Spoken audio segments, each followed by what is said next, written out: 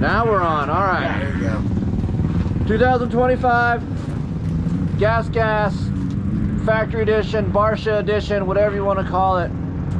Glen Helen Raceway. My guy Jacob, Eddie, been testing her down. First day on it. We're going to take you for some laps. We'll come back and BS a little bit about it. See how picky Eddie is with this thing. Jacob, you've ridden this thing. Oh yeah. You like it? All right, let's go.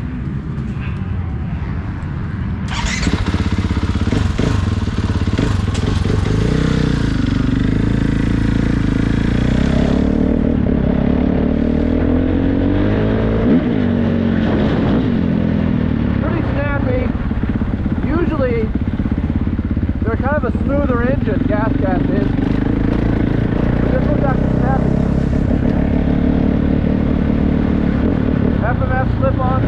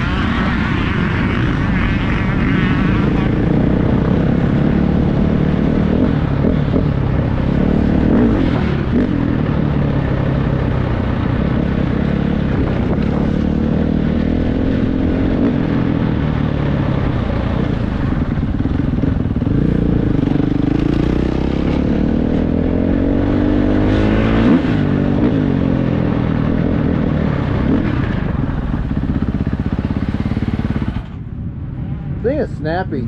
It is. Did you ride it since I changed it? No, you haven't. I haven't rode it since Dave went on it. Yeah, you gotta try it now. So, what do you think about the bike edition as a whole? I think it's good. I think they made a lot of, you know, KTM and the Austrian group, they keep making these improvements that I don't think, other since the frame 2 years ago, I don't think they've gone backwards. I think every year they just keep making little chips away at making their bikes better. I think it's still very, very vet friendly. It's not, you know, we talked about in the video, the motor's gotten a lot better. It's gotten a little more playful and a little more chipper on the bottom, but it's still vet friendly. Like, it still doesn't wear you out. It's not a Yamaha 450. It's not going to wear you into the ground. But yeah, today's been awesome. You know, the track's kind of overcast. It's got good traction, but It's actually pretty rough right now, so that's kind of a good, you know, test. So obviously Gas Gas has the factory edition. They have FMF slip-on clamps, Brembo brakes instead of Brake Tech. That's right. A CUO unit, which you can mess around with and play with your engine braking, make your bike a little bit more aggressive. So we've done that. Obviously graphics, Dunlop tires instead of Maxxis. What else am I missing? Oh, we got some Excel rims, black hubs, black spokes. So yeah, excuse me. Oh yeah, look at that. That looks good. No.